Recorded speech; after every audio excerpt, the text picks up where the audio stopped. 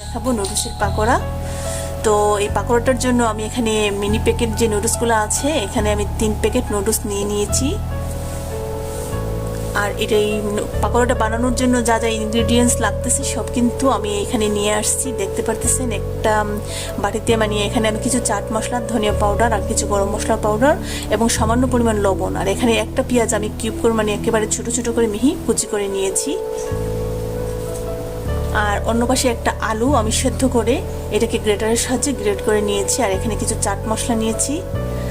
আর অন্য পাশে আমি কিছু ড্রাই কারি পাতা যেটা এটার পাউডারটা নিয়ে নিয়েছি। আর এখানে আমি আধা কাপ পরিমাণে চিকেন কুচি কুচি করে নিয়েছি। আর বার্নিং করার জন্য আজকে আমি আর ডিম ইউজ করতেছি না, আমি 1 চামচ ময়দা না বেসন গলিয়ে নিয়েছি।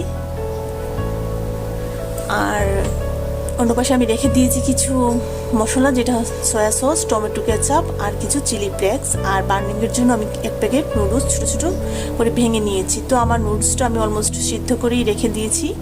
তো এরপর যে আমি নুডলসটা দিয়ে দিচ্ছি আর এক এক করে সব মশলাগুলো দিয়ে দিচ্ছি। তো আজকে কিন্তু আমি কাঁচামরিচ ইউজ করি নাই, আমি যেহেতু চিলি ফ্লেক্স দিয়েছি। আর এই পাকোড়াটা একটু ঝালঝালি ভালো লাগে, তাই সবাই সবার টেস্টের উপর নির্ভর করে টেস্ট অনুসারে আপনারা দিয়ে দেবেন।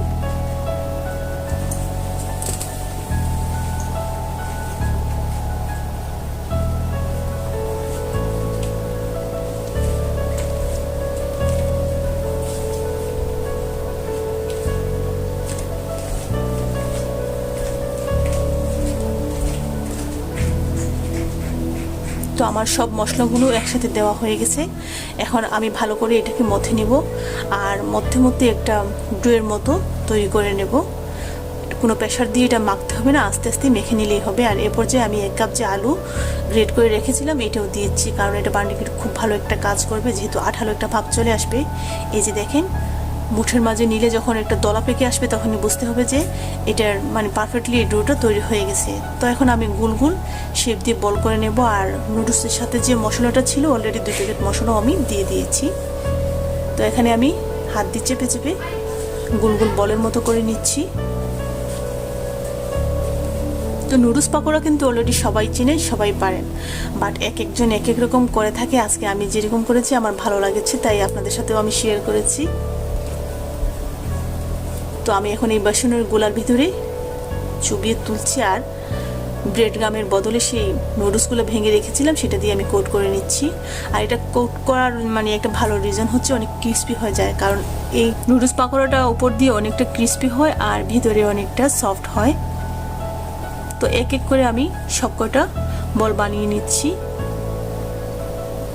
তো যারা যারা আমার ভিডিওটা দেখতেছেন, যদি আমার ভিডিওটা আপনাদের ভালো লাগে তো প্লিজ আমার চ্যানেলটা সাবস্ক্রাইব করে দেবেন এবং লাইক কমেন্ট করে আমাকে অবশ্যই জানাবেন যে আমার রেসিপিটা আপনাদের দেখতে কেমন লেগেছে। আর যদি আপনাদের কমেন্টসের মাধ্যমে আমি উৎসাহটা পেয়ে যাই এবং আমার মানে ভালো লাগে, তাহলে হ্যাঁ ইনশাল্লাহ নেক্সট টাইমে আমি আরও সুন্দর সুন্দর ব্লগের পাশাপাশি রেসিপিগুলো নিয়ে প্রেজেন্ট হতে পারবো।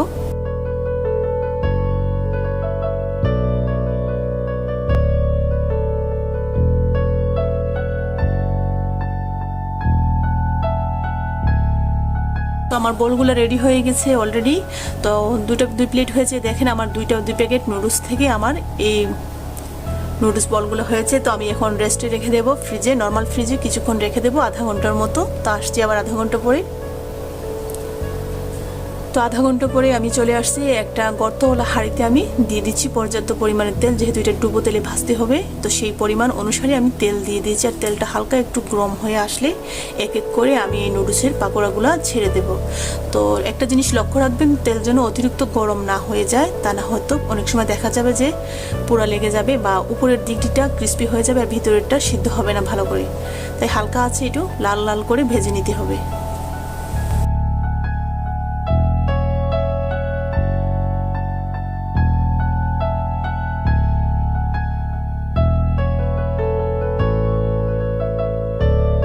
তো এই নুডলস পাকোড়াটা কিন্তু বাচ্চাদের অনেক পছন্দ, শুধু বাচ্চাদের না, ছোট বড় সবাই অনেক পছন্দ করে। আর বিকেলের স্ন্যাক খাবার হিসেবে এটা খাওয়া যাবে এবং বাচ্চাদের টিফিনেও চাইলে দিতে পারবেন। তো ঝটপট ঘরে থাকা কিছু উপকরণ দিয়েই খুব মানে ঝটজলদি এই নাস্তাটা তৈরি করা যায়। তো যদি আপনাদের ভালো লেগে থাকে তো অবশ্যই ট্রাই করে দেখবেন।